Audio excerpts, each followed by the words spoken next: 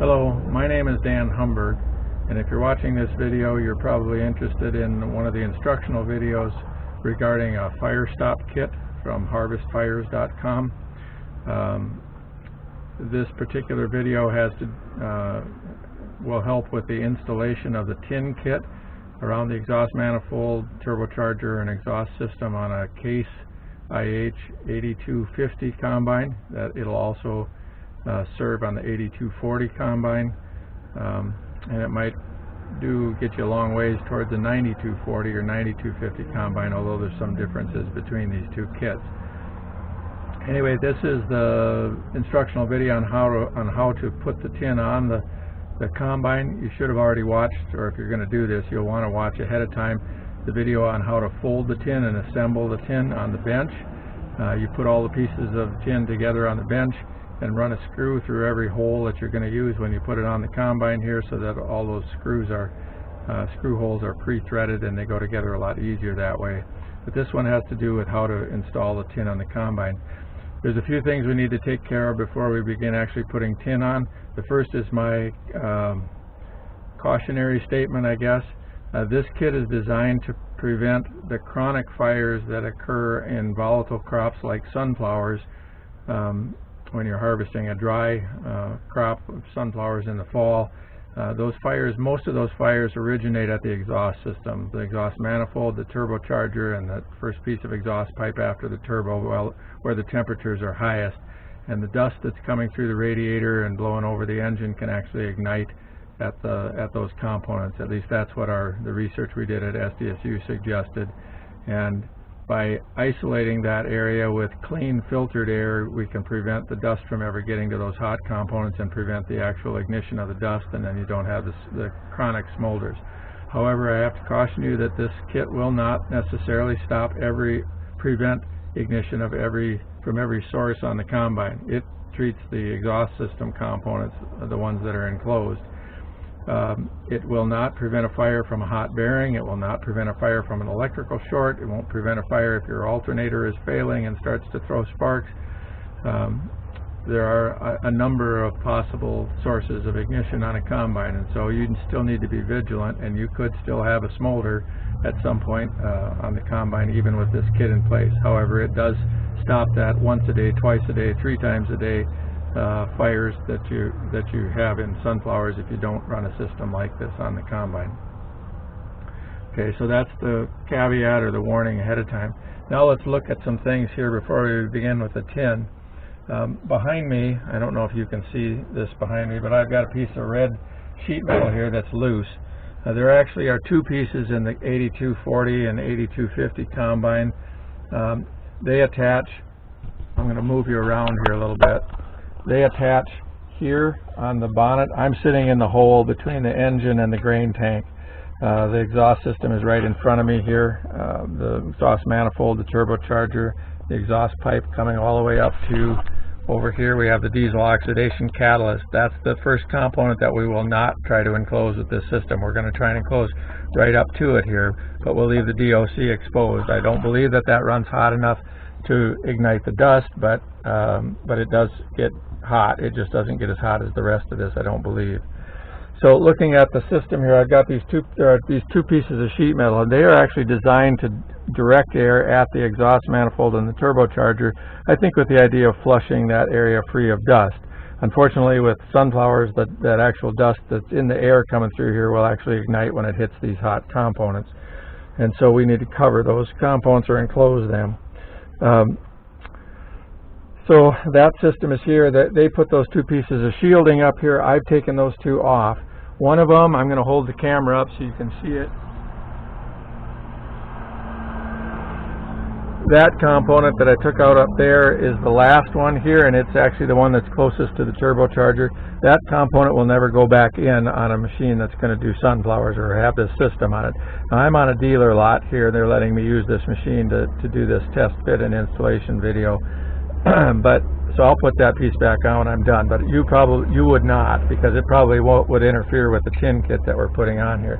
The second piece over here on the left goes from the radiator shroud up to a point here by the compressed air line, And that one you may want to put back on when we get done with this, but I've taken it off to get it out of the way so we have lots of room to work here. It's very difficult to get it out of here. There's a coolant overflow line that comes through here from the side of the radiator, and it won't clear to get out of there. So in order, if you really want this out, and you could take it out, you probably don't need it in there after we're done with this, but if you want to take it out, you probably got to disconnect that coolant overflow line, and you might lose a little bit of coolant when you do that. So I didn't want to do that on this machine in the dealer lot, so I've just tipped this piece out of the way here for right now, and we'll work around it or let it look over my shoulder. So that's those two pieces have to come off before you can begin work on this. There are one, two, I think there's 3 8mm bolts that hold that smaller piece on, and a couple more 8mm bolts that hold this piece on to the left. They take a 13mm socket, so you need a 13mm socket. 3 of the bolts have, or 2 or 3 of them have welded nuts on the back side, so that you don't need a wrench there. But the 2 that hold this thing on, somewhere here and here, I guess, somewhere up here and here, actually have nuts on the back. So you got to hang on to those nuts, or you'll be reaching to the bottom of the engine compartment here to retrieve them, like I did yesterday. I have a flashlight that has a extendable magnet on a telescoping rod, and that makes it really handy for retrieving those things. You're going to want something like that, and whether it's something like this or whether it's a yardstick with a magnet on the end or whatever tool you've got, because you're going to drop stuff down into the bottom of here, and you can't stand on your head in there to retrieve it. You're going to want to have a magnet on the end of something. I got trucks driving by here. I apologize if it's hard to hear the audio, but I'm on near an industrial area, so I've got a lot of truck traffic today. So now we're back to what do we need to do to get started with the tin. There's a couple things that I would adjust before you even begin with the tin. Looking at the exhaust manifold on the right side here, you'll notice that there's an expansion joint in between the right side of the manifold and the centerpiece. It's got 2 clamps that hold it on. That bellows type arrangement is the expansion joint. There's another one over here on the left side, identical thing, with that bellows and the double clamp here, and it's right across or right next to or right adjacent to the compressor, the turbocharger compressor. And I've already done this, but I loosened those 2 Allen screw clamps on this one, and on this one it's a brand new machine, so they loosen very easily, and these clamps just slid right around in place to where those bolts, those Allen bolts, are aimed horizontally underneath towards the block. And then I retightened those, snugged them back up to about the same torque as where they were before I began. Now, I'm only doing that on this one because we got a piece of tin that's got to slide in here, and it's a pretty narrow space, and it won't fit in there if those clamps are vertical like they are over here on the right-hand side. So the right-hand side is fine the way it is, but the left-hand side, you're going to need to loosen those Allen screws or Allen bolts up. If your machine has been run and this area has been hot and it's rusty and stuff, you'll need to take a ball peen hammer or something and tap the back of those screws to make that clamp walk its way around to where it's horizontal on the bottom, then tighten it back up. I don't think it matters what position they're in. It's just they put them on here this way because it's convenient and easy to tighten up. So we get those down underneath, and now they're out of the way, and we've got room to work here. There's also a couple of coolant lines over on this side that we will have to push a little bit. They don't have to be removed, but you'll have to push them aside a little bit in order to be able to get the couple of pieces of tin in there. One other thing I'll point out, I'm not sure it's absolutely necessary, but there is a bolt down here. Get my hand underneath the air tube. This bolt holds this bracket on that holds protects these tubes and holds them in place. On most of my other installations, that's not there. On the earlier combines, that's not there. And so I use that bolt hole and a little L-shaped bracket on the bottom of the tin piece that goes here to hold it tightly up against the block. In this case, if you can loosen that bolt about a half a turn, we've got a bracket that will slide behind this bracket. It's just a piece of tin, but it's got a slot in it. It'll slide in around that bolt. You don't have to take the bolt out. You just loosen it up, slide the bracket behind there, and then we'll screw that bracket up to our enclosure.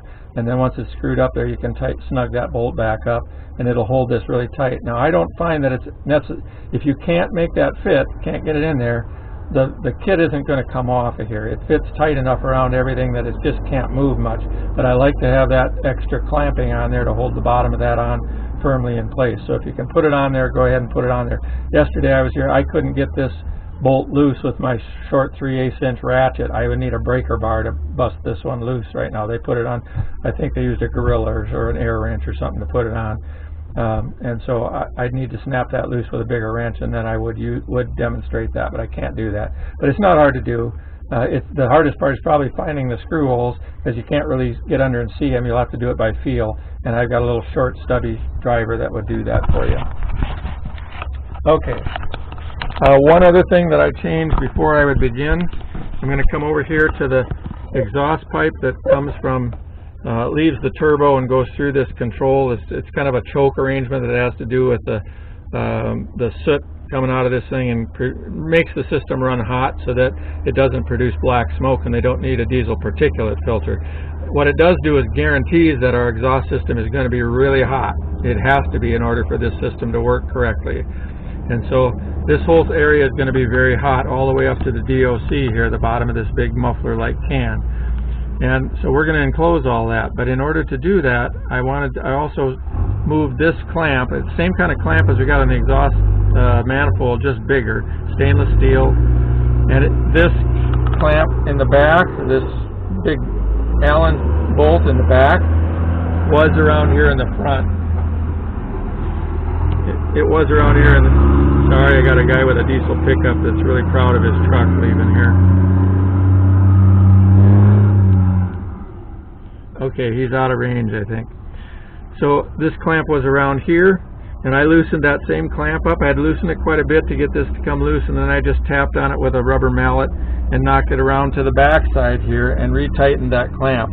That will be out of the way for us, where here it interferes with the tin. So if you can do that on your machine, it'll make the tin fit a lot better here. We slide that clamp around to the back side so that it's parallel to the grain tank here, or to the axis, parallel to this piece of sheet, this metal as well, and then tighten it back up. Make sure it's good and snug again.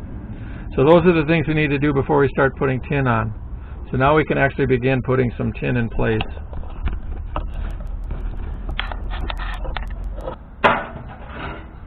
Alright, we're going to start putting tin on. I'm going to show you some pieces here. The pieces are numbered. Each piece is numbered.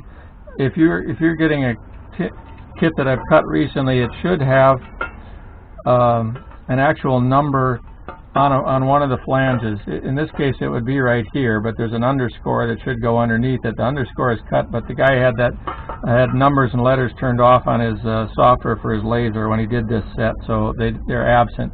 There is a magic marker number on these parts, and there might be on yours, but I won't guarantee that. This one says C84 for 8240, and 002 is the part number. So this is part number 2. This is connected to part number 3. Part number 1 is actually the big top that covers this whole area, and it's one of the last pieces that we'll put on.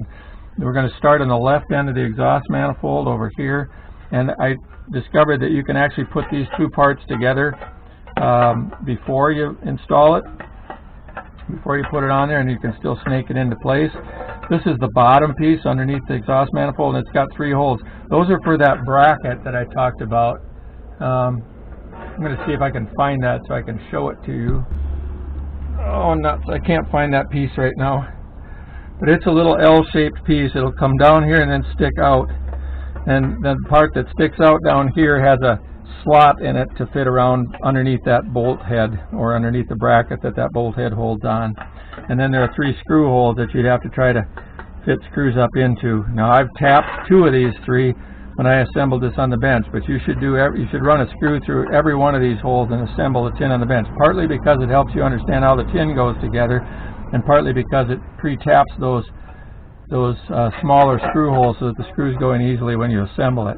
The other thing I would recommend you do that I didn't do on this set when I put it together, I've done this enough that I know how the pieces fit, but once you have the tin together on the bench, take a Sharpie, different colored Sharpies if you got them, and draw some lines across these flanges where they overlap, so that when you're on here and you're putting it together, you can kind of match the lines up and you know which piece lays on top from that previous assembly and the way the lines are oriented. It just makes life a lot easier and less confusing when you're on here. So I would put lines there and lines here, all over the place. Wherever it crosses onto the next place, make some marks, some reference marks, so that you know where that goes. Okay, let's see if we can fit this piece in place. It goes down and we'll snake around the end of the exhaust manifold. I have to push that coolant line out of the way, and then it will slide down in place here underneath. The tabs on the bottom of these pieces, this is going to be one of the next pieces. In fact, there's a whole series of pieces that go underneath the exhaust manifold. All of them will have horizontal tabs like this, actually oriented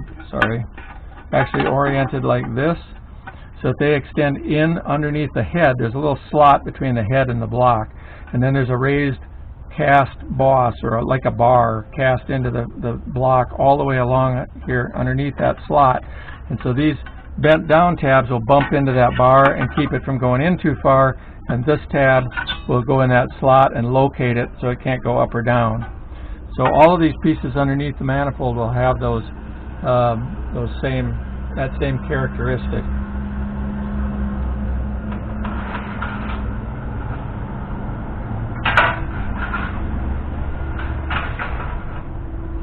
Looking for the next piece here. This piece goes in place, and you may have to play with it a little bit, but you can reach underneath and you can actually feel that sand cast boss there, and you get these tabs up against it, and the piece will kind of fit in, and that's going to be its orientation, like I've got it here right now in place. Now for right now we can let it sag there. Now I have piece number 4. Piece number 4 looks a lot like, similar. It's got these same tabs, and those tabs go in this case they go in on the bottom of the piece, goes in, and it'll fit around the exhaust manifold. These aren't hard to do. These go in pretty easily. Some of the others are going to fit a little trickier. Now, the underside of this one, the bottom, there's a tab on the bottom of this piece we've just put in place that extends over this one. And we want that to go, we want this one actually to sit on top of the previous one, so that the screws will come up through the holes in this one over here and thread into this piece. But I want it overlapping that way because it sheds dust away from the fan. The fan will blow across that tab and blow the dust on instead of jam that dust that's blowing into this. If you put this one on the bottom, it could catch dust. I don't want that. So we slide this one in place, then we bring it back on top of that tab and behind this tab, and now we just have to get a screw in here.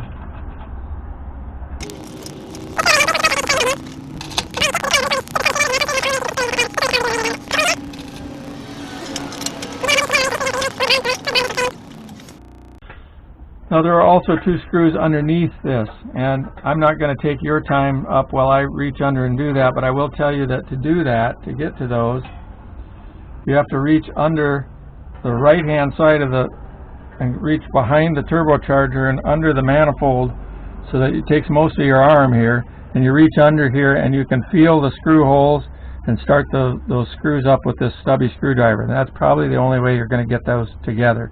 There are two holes in each flange here, one back by the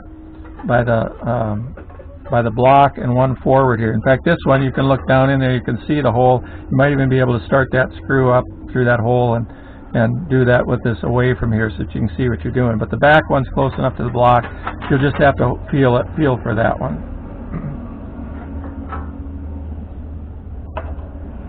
I think what I'm going to do is continue across under the manifold with a series of these pieces that go under the manifold, and see if that isn't a better way better order to do things in.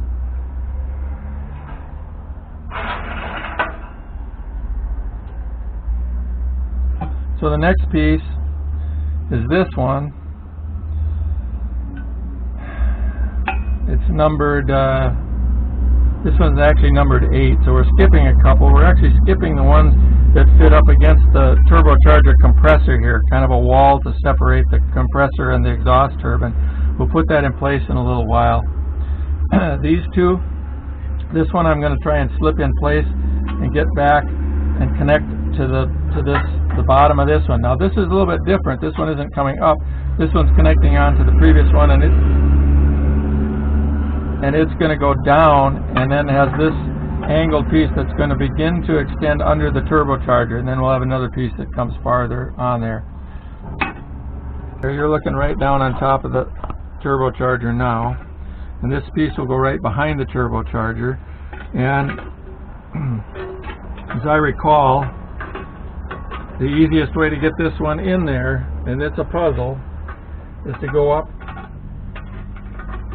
behind underneath the turbocharger. Okay, I put this in. We'll restart looking at this piece. The piece number is number 8. It's going to go behind the turbocharger. But I wanted to point out before I put it in there, and should have, because it's really hard to get in and out, is there's an opening cut in this for the pressure line that goes to the turbocharger bearing. It's an oil line to the turbocharger bearing, and it has a little rectangular cutout in here. What I ended up doing, I had to test fit it once or twice yesterday, and I ended up cutting a little bit higher from where that rectangle is up here, extended that cut, and then I cut a couple little petals back here, just 1/4 inch back, and then I bent this tab away here a little bit with the pliers and bent these down almost 90 degrees, or so that there's a nice smooth surface on here, and that oil line comes up through here. I really want clearance all the way around that oil line, but if it should ever contact this because it vibrates or something like that, I want it to contact a smooth face, not the sharp edge of the piece of tin, because I don't ever want to abrade or damage that oil line that goes to the turbocharger bearing. You can imagine why. Anyway, now that I've got that, I've got a big enough space that this line, it's about 1/2 inch across total line diameter, will go through there. But you may need to test fit that, and you might have to take the piece out and once or twice and do that. This is actually one of the orneriest pieces to get in place, but it will go in. You go down underneath, angle it up to the left between the turbo and this choke arrangement here from underneath, and I was able to snake it up in place and get it up in there and slide it in. It's actually harder to take out than it is to get in, so I'm going to put it back in there now. Okay, you start it up a little bit and then rotate it around, and it'll eventually find its way in there.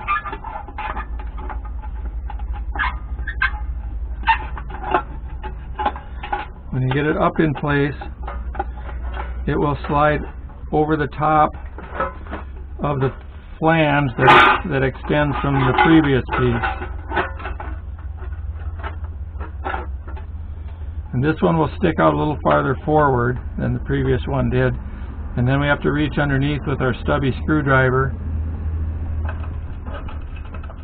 and eventually 2 screws. I'll put a screw on the screwdriver, and I'll reach under the manifold, actually behind the piece that I'm trying to put on, and reach under and get that screw started. I'm not going to make you wait. I'll just turn you off for a minute while I get that done. Okay, I got that piece. I got a screw through up into that piece, so I'm screwing through from the bottom up into the flange on the bottom of this previous piece. I'm only putting 1 screw in that right now because I only need it for temporary installation, but you would need to go underneath with a 2nd screw in the back. With the first one in, there's a good chance the back one will line up, but you may have to tweak these or hold them in position while you reach on behind this one in order to go up and hit that back screw hole. It's closer to the block, and so it's a little tighter than the front one. So that piece is a little ornery to get in place, but it's possible to do it. The next piece is actually piece number 11 in the order that I'm doing this. Is going to take us all the way to the right-hand end of the manifold.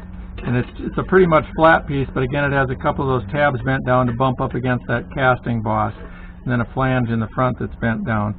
So we're going to attach it with these 2 holes. These come later with the next piece. So you're going to reach underneath and get screws that go up through actually up through the previous piece and then catch into these two holes. So we're going to slide it. I'm going to move you over just a little bit here. Tilt you just a little bit. We're going to slide this down in, rotate it, find that casting boss, and then this one will go on top of the previous piece's tab.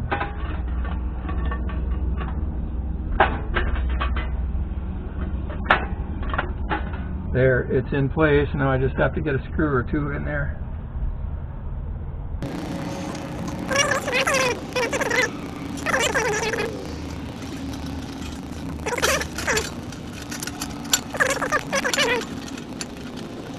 Once the screw pops into that, we can thread it up in place. Thread the screw in.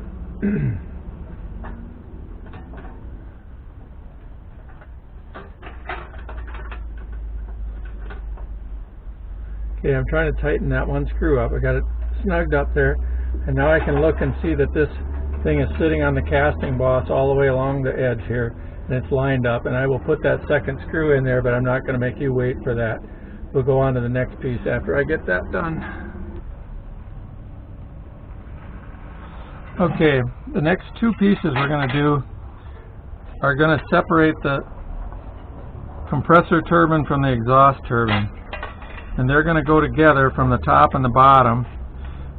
This piece number 005 is the top piece, and this piece 006 will come up from the bottom. Now, I had to do some trimming and modifications as I fit these yesterday.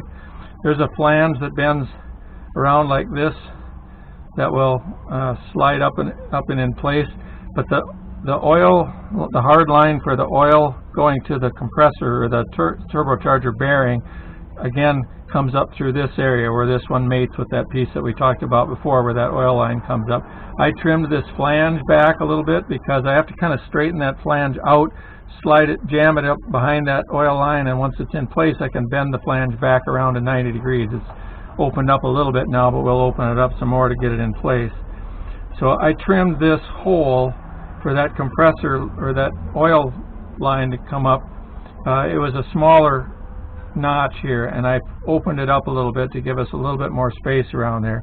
I didn't bend these as a way. They seem to have enough clearance, but I opened it up so I have a little bit more clearance. Also, there are a couple holes here where this was in the design pattern, or in the CAD design. These holes line up with these holes, and they would go like that, and we'd get screws through here. But those screws that go through there run into the compressor itself, and so I can't do that because it'll push against the compressor and just doesn't. It's just not a. It's an interference fit. So I shot a couple screws. These are the screws we're using are self-drilling, self-tapping sheet metal screws, square number 2 square drive screws, and they're really good screws for this. So I took this piece out, lined the holes up, and then shot a couple of screws through there in a place where there's a recess in the compressor, so that these can go through and the screw will nest into that gap in the compressor and won't bother anything. I did the same thing back here with these two, because these two outer holes that were cut by the laser also run into the compressor housing. Now, the ones that are circled in red here are the ones that I actually ended up using. Those clear the compressor and seem to work okay. So I circled them because I'll try to put holes there in the computer pattern so that they're always there for you. But if they're not there, you can put them in there yourself. Notice this is it's about a 3/16 or 3/8 down from this surface, and it's about 1.5 inches back of these other two holes, the one that seems to fit. So we opened up to fit around the oil line, and you might have to do that more than once. We bend this flange part way out, straighten it out with this, and then we get it in place. We'll bend it back around in line, or 90 degrees, and then this piece goes in relatively easily on the top. I did trim. I don't know if you can see it out here. Yeah, you should be able to see this. There's a pneumatic actuator for the turbocharger geometry here, and that has this bell-shaped thing out at the outside, and we're going to have to go around that. There's a piece cut out here to be able to get this, just to be able to snake it in place. And there was a notch here, a curve to fit around part of that. I opened it up a little bit more, and I opened it up more than I think I should have. I think I should have left another 3/8 of an inch of metal here. I'd like it to fit tight around that thing, close around it. You want clearance, but you don't want a lot of gap there for air to leak out.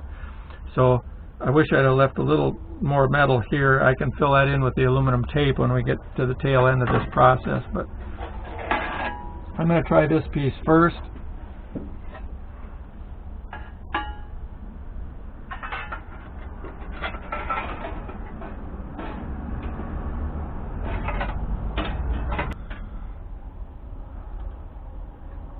Okay, I made a mistake. Not the first, won't be the last.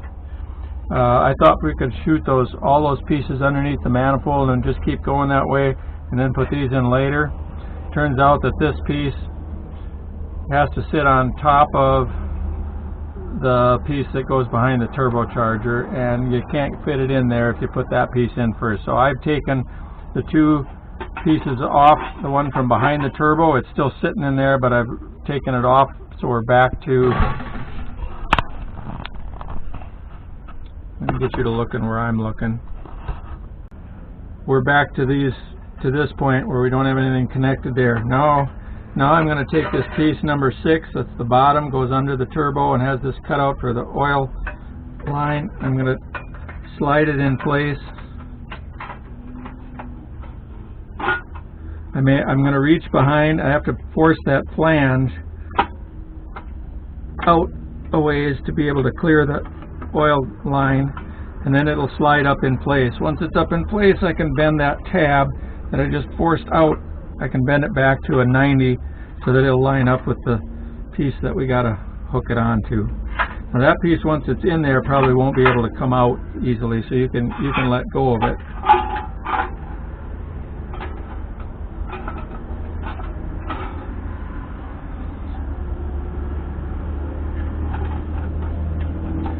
And I'm going to try and get it so you can see what I'm seeing here. I hope that works. Now, if you can see the piece I'm moving behind there, that's the piece behind the turbo. Oh, get in there.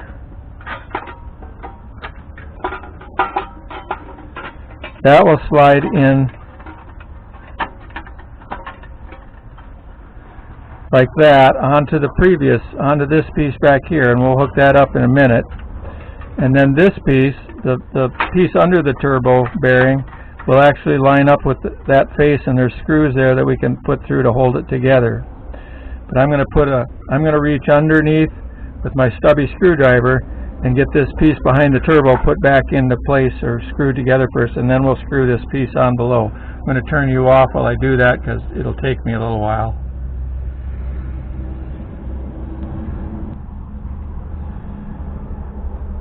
Alright, I've put this piece that goes underneath the turbo bearing, slid it up in place there, then slid this piece behind the turbocharger, behind the flange that's right behind the oil line there, and on top of this one, and I've put a screw up through the bottom into this piece through this one, so they're held together. I managed to get a screw in through this flange here with a long driver from an angle above here, so it's an angled screw. It's not the best. And then if you can see down in there far enough, you may be able to see where my finger is. There's a screw down there, and this tab from this piece behind the turbo is laid over the top of the inner flange of the piece up against the compressor here, and I managed to get a screw through that one, pointed down and away. I'm not certain. That one may have to come back out in order to put the piece on underneath the turbo, the piece that goes on the bottom beneath the turbo, but it'd only be temporarily. You'd have to back it out and slide that piece in and then shoot it back in again. And that actually brings us to that part.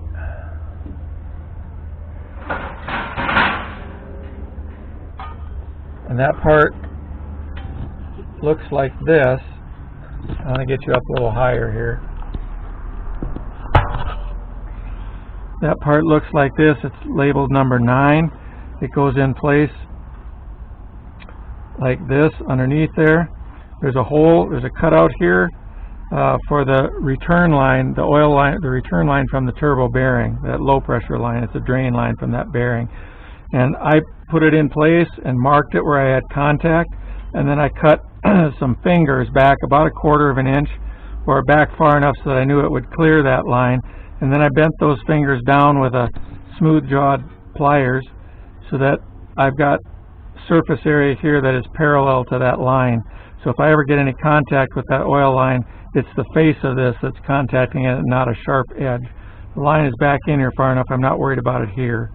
But you want to test that, make sure, because every oil line, those lines tend to be in a little bit different place on each combine, you know, by 1/8 inch, 1/4 inch, or something like that. They aren't all identical. And this tin may not all be exactly the same too, although it should be very similar. It's generated by a computer.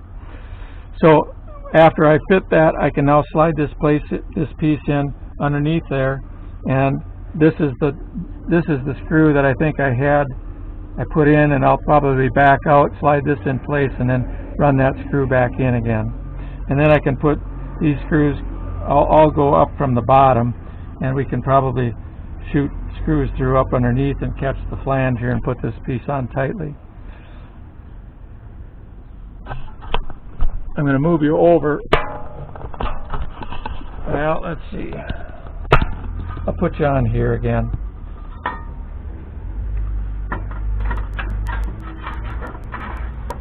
There, you have to go around the oil line and then fit over this control box for that exhaust system on the right side of the turbo.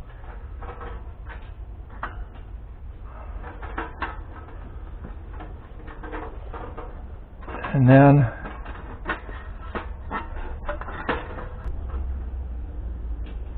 okay, I can get it in place, but then I am going to have to pull out this screw down by where the oil line is, back it out, and put it in through this one on top. I did manage to get I got that bottom piece on there. I started by sliding it in place and putting a screw on the outside edge here, right near my belt buckle. That's real easy to reach underneath there, so you can get one in there and it will help align it. What I ended up doing in the back was that piece is supposed to be on the bottom, or at least not the top. There's actually 3 overlapping pieces in the corner right down here by where the pressure line for the pressure oil line comes through. And the top layer should be the flange on the side panel here. The next piece down is, in this case, is the bottom panel, and the bottommost piece should be the flange on the piece that's in the back here behind the turbo. Now, I cut the laser holes such that we'd put the screw from the back side in, but there's no way to reach it from back there. The clearance is only about 1/2 inch. So I shot the screws through from the top here, which means that they went through the small hole and bit in, and then the pilot holes are the back holes, so it doesn't really, it aligns it, but it doesn't hold it tightly together. The rest of the screws here will then hold it all together, though.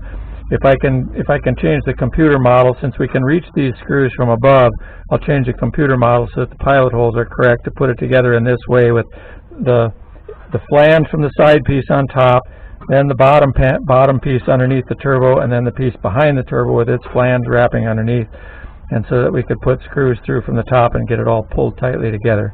It'll be okay here, but it would be better that other way. The next piece to go in is this top half of the separation between the compressor and the turbine, exhaust turbine.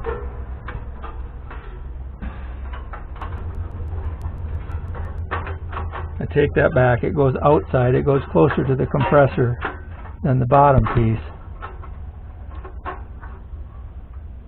Maybe.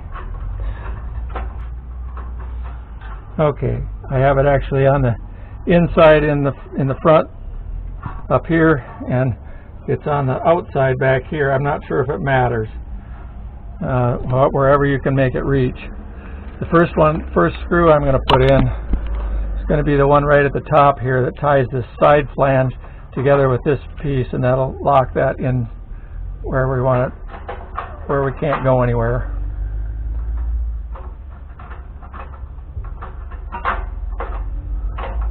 I've had that screwed together a couple times so it goes together pretty easily. I'll be able to reach this second screw down here with a real long driver bit, but I don't think we'll be able to reach the bottom one. There's 3 in that column, but it's all right. 2 will hold it together. I don't think there's any way to reach the bottom one. Now, with that in place, I've got a driver bit here that's about 1 foot long. A couple inches shorter might be okay, but I do occasionally need a really long one. I'm going to put a screw on the end of it, slide it behind the turbocharger, underneath the oil line, into that hole that I drilled earlier, and lo and behold, we got that screw through there and screwed those 2 panels on the side together. Same thing can be done back here. Really doesn't need the long driver bit here. It's quite as long, but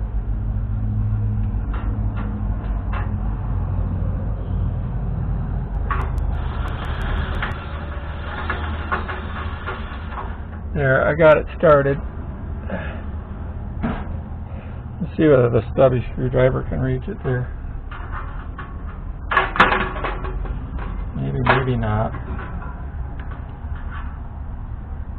Yes, I can get that in there, and that'll pull it together. Okay, I'm not going to worry too much about that now. It's started. I would tighten it up if I was putting this on for go. So now we got a tray underneath. We got the side splitting the compressor from the exhaust turbine.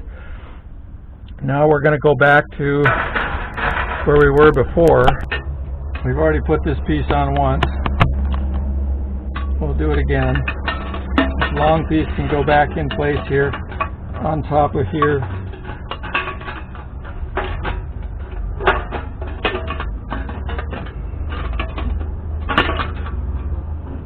Now I'll do that offline and bring you back when we're done. Okay, I put this piece back on, this long slim piece with 2 screws underneath the left-hand edge, or left-hand end into the flange of the previous piece. So now we're going to move on. This piece is piece number 12. It has a couple of cutouts on the bottom and a kind of a depressed tray here. We're going to move it in from this end, at least I think so.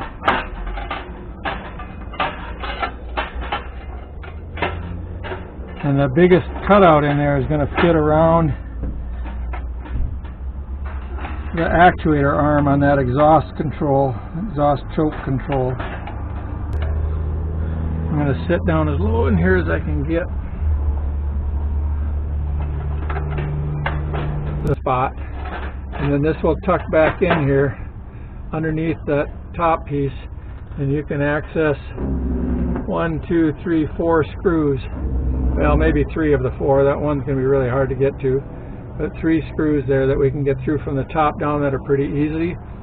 And then there are 3 screw holes here on this vertical flange. And at least one of them can be reached from underneath with a long screwdriver. And the other 2 can probably be reached with a stubby screwdriver to hold that one on. So I'm going to put a couple of those screws in place now.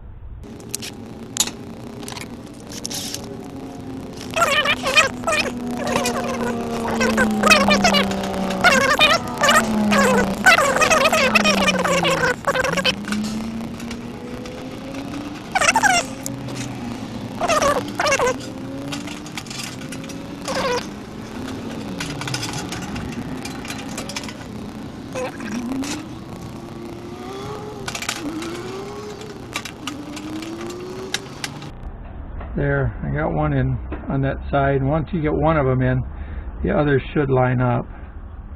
I believe that on this case I had an error in the software, in the model for this, and I had to make these screw holes when I assembled it on the bench. They weren't cut by the laser. Anyway, there's 1 out of 3 there. You would try to get the bottom one now to shoot in place, and the top one here as well if you can reach it. I think the next piece we're going to put in is number 10. We're backing up a little bit number wise. this one goes in, it fills in a gap on the right side of the turbo, sits on the bottom of the tray and fills in a little gap and brings us up level underneath this component here.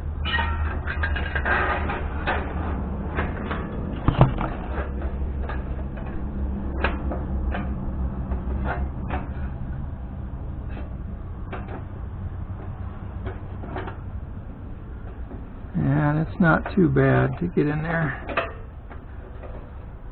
I'm going to start with one in the back just to get, once you can get one or two screws in, it tends to line up the rest of the screw holes, and you don't have to twist the tin as much to make it work.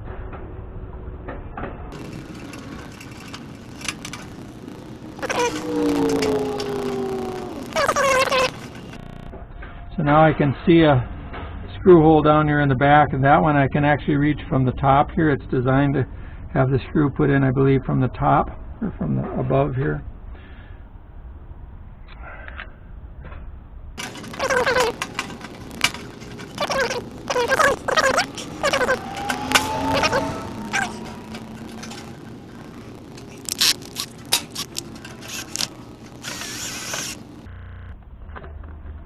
I usually set the clutch to about 4 or 5 on this one. You can set yours to whatever you want to snug up those things.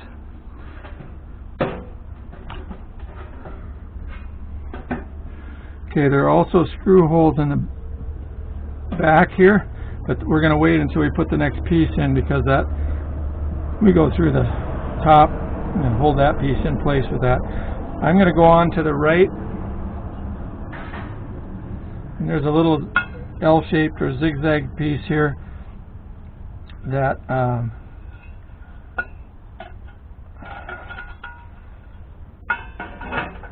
will go in place there. I'm going to twist you so you can see a little bit better here.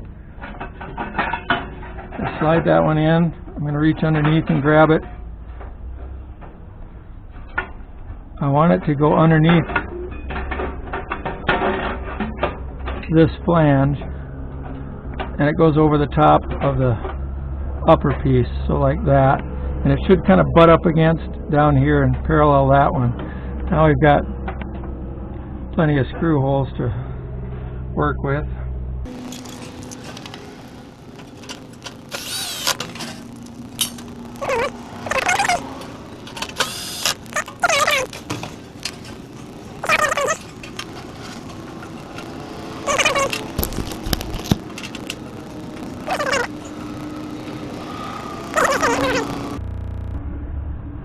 But that pulls it up tight, and you can go down and get this one, and then the bottom one you can probably get with a long driver from underneath.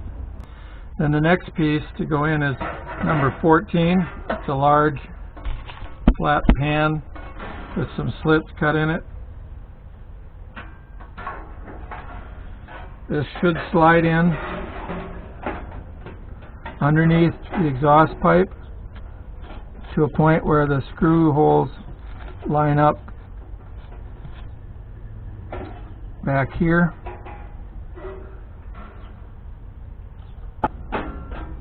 Oh, I made a mistake. That panel should lie on top of this one here, and it slid underneath when I put it in place. So I've got to back out my screws that I just put in and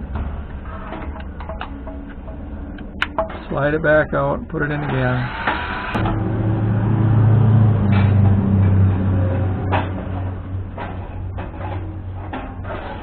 There, now you see it sliding in on top.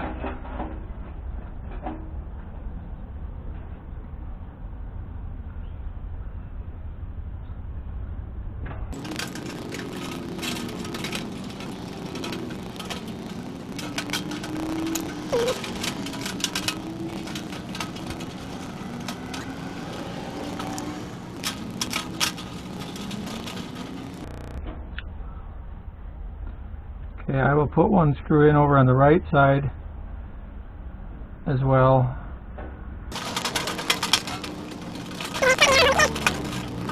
You want to put all of the screws in.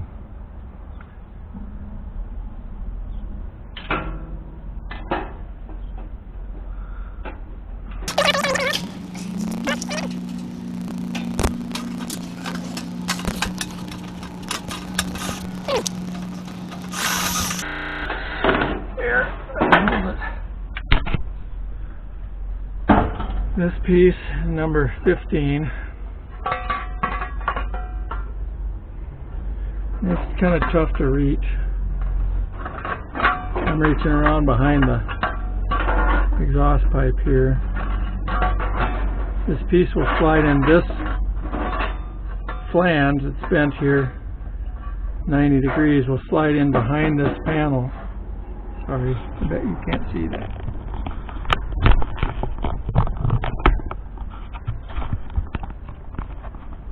There, a little better.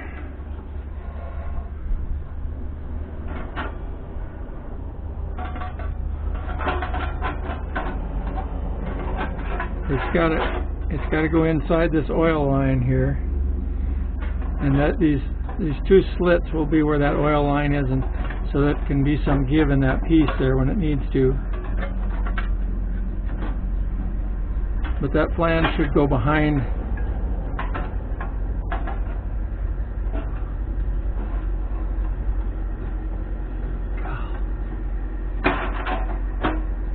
Oh, the bottom end has to go inside of this bracket. There, she slid in place.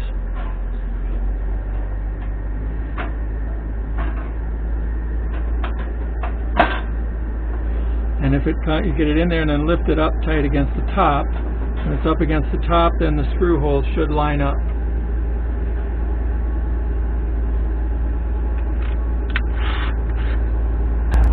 If you force this tray down enough, you can reach in with a long driver bit.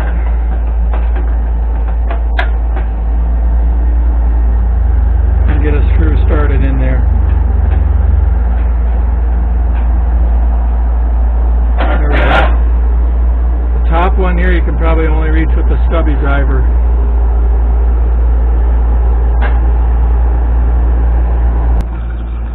I'll bring you front and center here for a little while so we can talk about this piece. It's number 16, and it will go vertically on there up against the last piece we put in. And there are a series of holes that potentially for screws there. We may not be able to reach them all. There is a slit cut in it in the original part along here and a little gap there to fit around a support bracket that supports the exhaust pipe.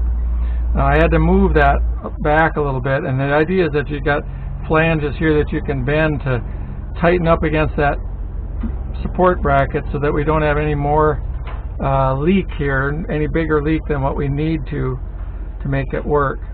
And so right now I'll try to shift that in the next model of the next computer model of the part. Also, there's a slit here to fit around another piece of support bracket. Well, it turned out that the bracket was over here when we actually do the install, as opposed to here where we had hoped it might be or thought it was. And so this may be a gap that we can cover over with a bit of the aluminum tape when we finish the installation. But this whole thing will have to slide down in over that bracket, and then this tab flange here down here will fold underneath, and this one will fold underneath.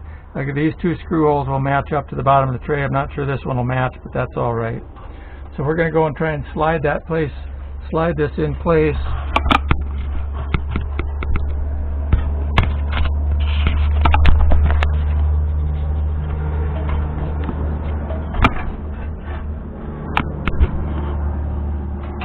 Try and slide it in place from the top down.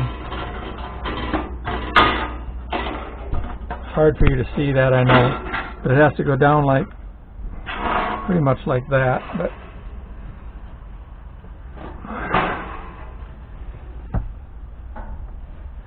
also, these fingers on the top, I had to cut and shorten them and extend the slits down a little bit farther, and then they have to be bent out because they have to fit around this. And the idea is that there's enough of them left so that you can spring load them up against that can and make it a tight fit so that we don't allow dust to enter around that can. And that'll be a squish fit to get it underneath there.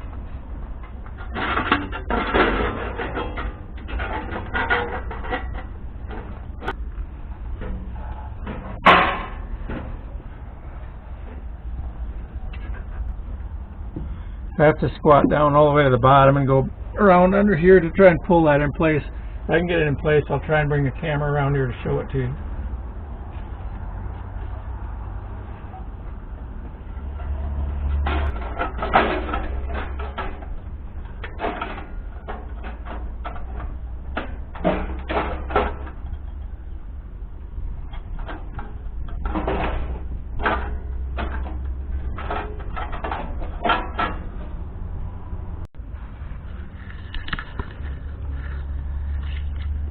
Okay, I want to show you the outside view of this piece that we just put in place.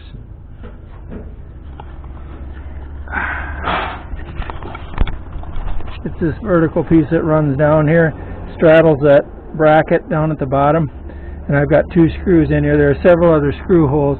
May not be able to reach them all, but you can put as many in as you can possibly reach to hold that on.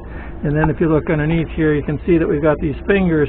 I haven't attempted to make them fit really tightly here yet, but when we get done with the installation, I would take a screwdriver or a hammer and try and bring them up tight against the can of the DOC here so that it doesn't leak dust in there and it forces a little bit of the clean air out of that space instead.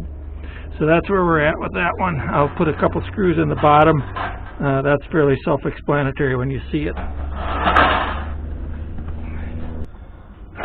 Okay, the next piece we're going to put on is piece number 18.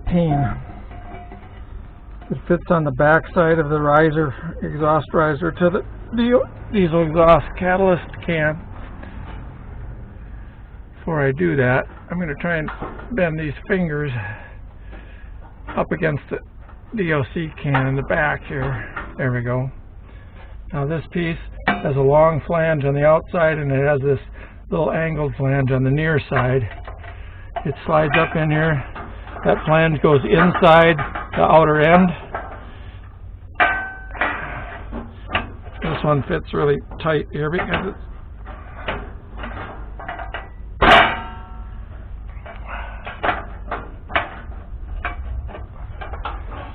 so it goes like that, and then we'll run some screws through it that'll pull up against this flange, which really should be bent back a little bit.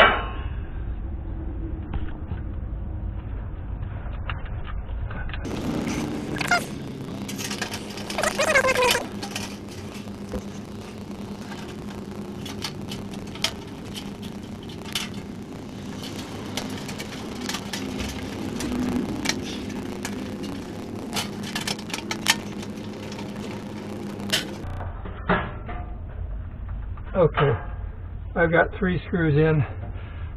There's more that we could reach. There's some that may be very difficult to reach because there's a bracket on the other end that's kind of in the way. But I'm going to pick you up and show you that this piece fits here, and the top of it should come right up against the diesel exhaust catalyst can. The idea was that those perforations would allow you to bend it if it needed to flare out around this, but it looks like it really is about the right dimension to come up against that. So that piece is at least temporarily in place.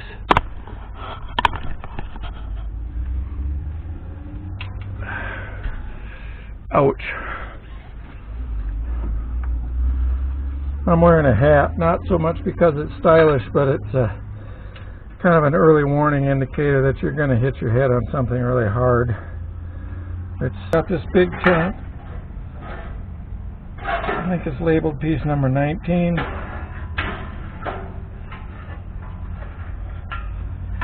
And I'm going to show you a couple features. There's a cutout here, and it was kind of an oval cutout initially. I had to enlarge that by trial and error fit, and you may need to do the same thing to fit around this this pneumatic actuator over here. I could, could make the whole box go around it, but it just makes a bigger box and makes it tighter in here. So I cut and tested until that would fit around that thing. The other end also has a cutout. It has a circular cutout initially, but I had to shift that up a little bit with an additional cut to fit around this sensor line that comes out of the exhaust. Now we'll go over the sensor line, come up into place. That little angled flange on the lower right hand corner goes inside the other one, and There we are, and I'm going to turn you off while I put the screws in because you don't need to watch that. Okay, we're down in here. We put this piece on, but I haven't finished screwing it. I've got screws around the bottom and over on the other end, but I've got screws here to put in. But I also have this little filler piece. This little piece could have gone on earlier, but it can go on now as well. It slides in here between the compressor and the previous tin, and it'll go up and around that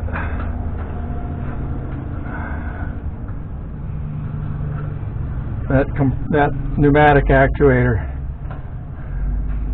And the intention actually was for it to go underneath this previous part, and I would recommend that you do that, put it in there before that.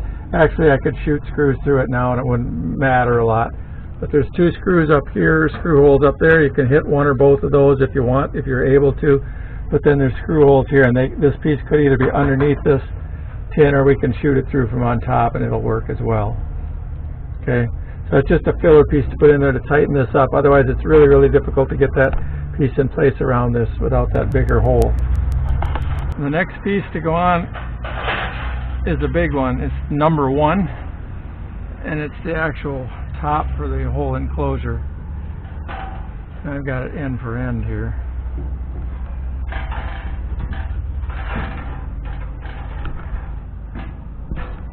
I got to get my wires for the camera and the power out of the way.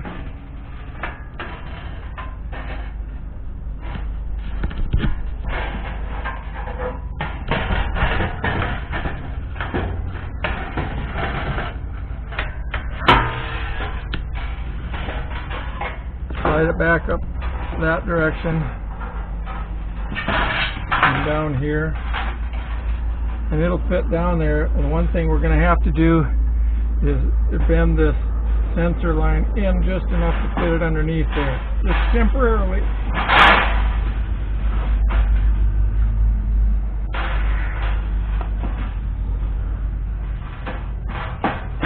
There we go. Once it drops down, that'll come back.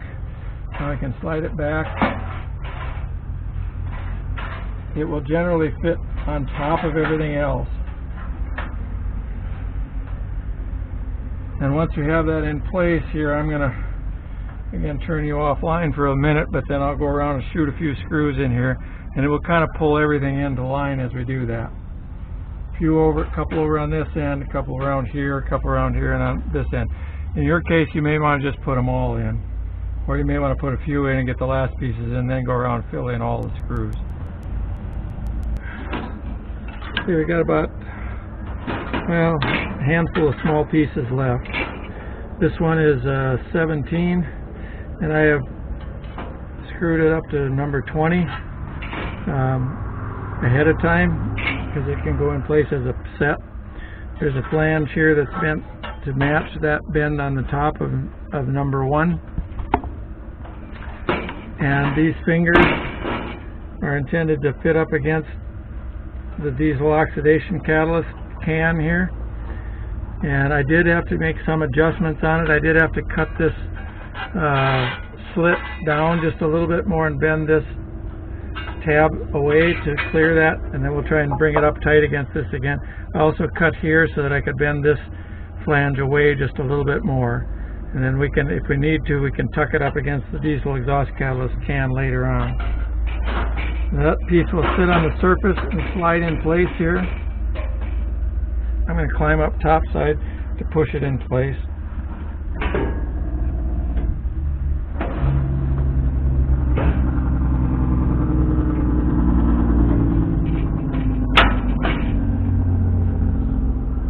I had to adapt it a little bit, but it fits pretty well now.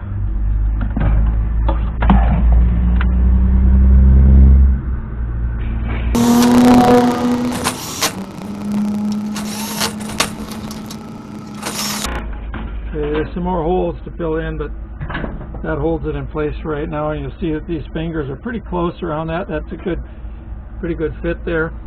The next piece, number 21, I had to bend this little bit of a There was a little bit there I had to bend down to line up with these others. Bent these tabs down to the very limit of their the slits that define them. And with that tucked down like that, I can fit this piece in. And you can shoot a screw through the top hole to hold it on.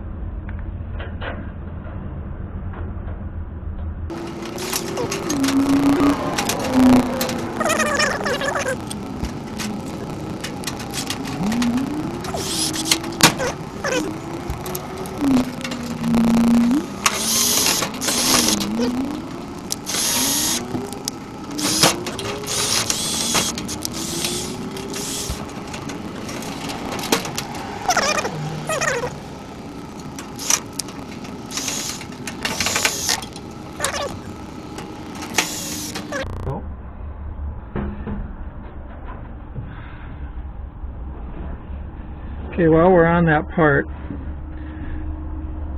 you notice that there's a sensor line coming through the hole here. And the fit is pretty good. I mean, the cut is all right and that it's in the right spot. The one thing I would probably do before I put those parts in place is to take a pliers and bend the perimeter of those openings up so that they parallel this line, so that you have a smooth surface of tin along this and not the laser cut edge, because the laser cut edge isn't terribly sharp, but it's very hard and abrasive, and if it vibrates on here, it'll cut through your sensor line, it'll cut through the insulation, it'll short out. If the best case is that the sensor stops working, worst case is you get a short and a spark, and you don't want that. So we want to open that up a little bit and make sure that we have, it can be a close fit, but you want that the surfaces to be parallel to this and not perpendicular to them.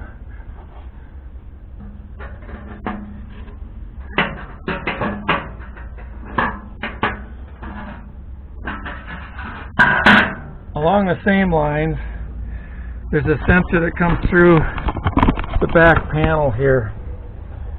And I got a big hole there because I wasn't sure exactly where that was going to come through.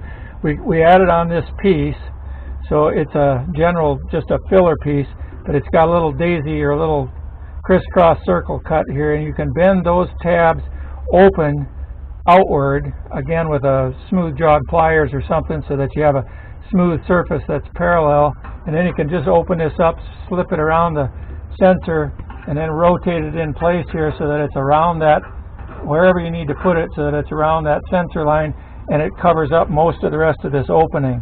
So give it a little bit of clearance around the line and make sure these surfaces are parallel to that line so they aren't going to abrade it or cut it. And then once you get it to the right spot, you can just shoot 3 of those self-drilling tapping screws through these 3 holes here and hold it in place wherever it needs to be. There's another filler piece up on the top here that is screwed in place ahead of time. In my case, the 9240 has an oil line that comes over here, and I use the same basic pattern for the top for that one. And so in this case, we just cover it up with a piece of cut thing. The holes are there for it, just screw it down in place. Okay.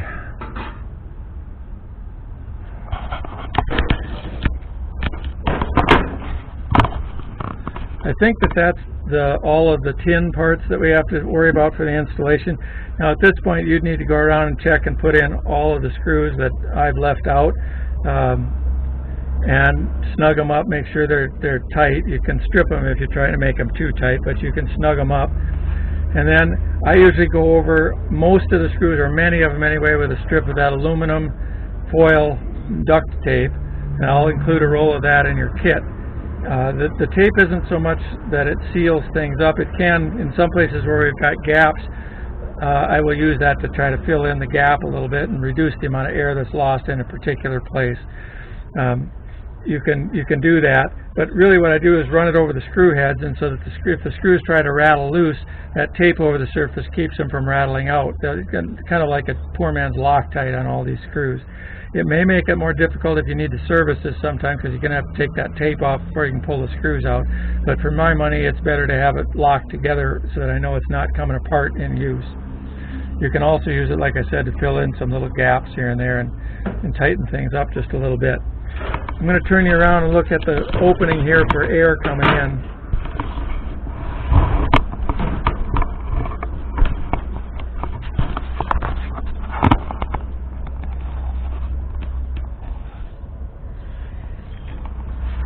I got a 4-inch hole right above the turbocharger neck, and this is where we're going to bring our clean filtered air in, and that air needs to have a way to get in here.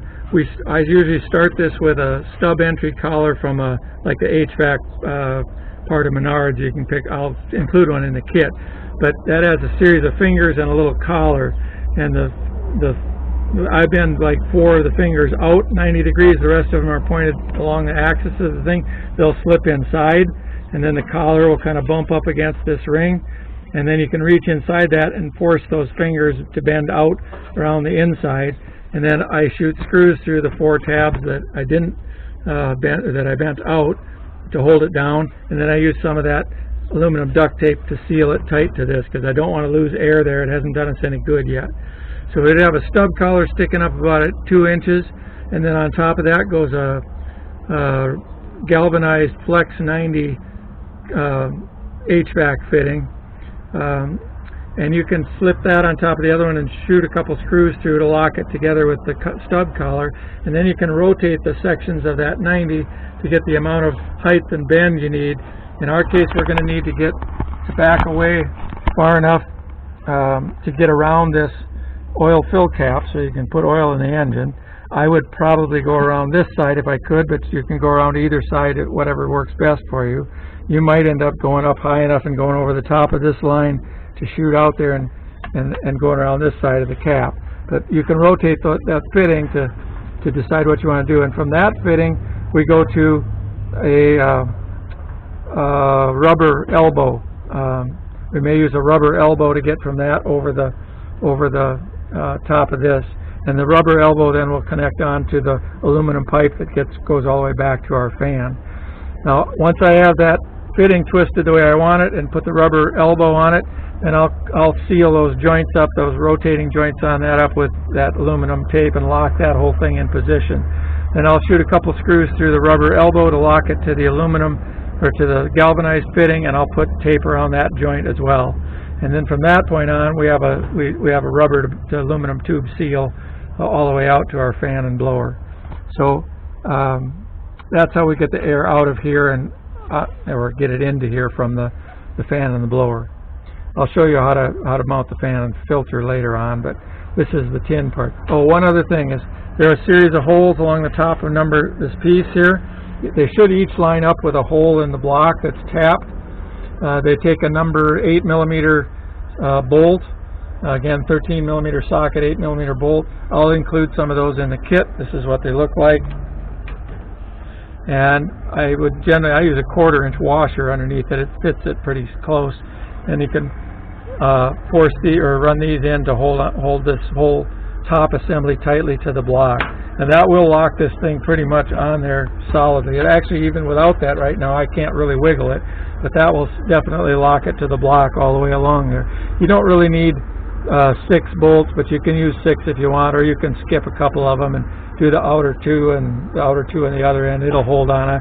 Many of the installations, it only takes 2 bolts to hold that on. In fact, many of the engines only have 2 holes that are available for that.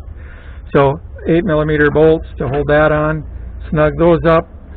This is that bracket that can go under the lower left side of the turbo or the exhaust manifold. It would go on like this. Screw up to the bottom of our tin set. Slide in behind that bracket and bolt that's there if you can do it. That'll help lock the bottom on. If you can't, it's probably not going to make a lot of difference. I just like it to be tight on there. Make sure that you tighten up these fingers along here and under here up against the diesel exhaust catalyst. We don't want dust to be able to get in around that location. Oh, one other thing is these keyholes that are here. I generally start out with those open maybe 1/8 to 1/4 of an inch. And those are where we deliberately let air out of the box. We want to be able to force air to kind of flow to all parts of this. And we need a certain amount of air flowing through there to keep air coming in so that the top spin filter on your intake is working okay. That takes a couple hundred feet per minute just to keep that working. And so we can go around and open these tabs up just a little bit. I generally do that when I'm folding the tin. If we decided we wanted more air to flow through, we could open those up more. It's kind of a trade-off between having more air flow through them, and if you open them too much, then you lose air pressure inside the box, and then air doesn't necessarily flow everywhere you want it to. I want it to flow in here and flow around here and come all the way up to this diesel exhaust catalyst so that none of the really hot parts are exposed to dust. If you keep flushing them with clean air all the time, then we can't get dust backward to them. So that's the tin kit for an 8240 and 8250. Quite similar to the 9240 and 9250, but I'll try and make a separate video for those if I can. Again, one more time, you can have other sources of ignition on the machine, so be vigilant for smolders even though you have this on there. But I hope that this will reduce the number of smolders on your machine so that your harvest isn't particularly stressful anymore.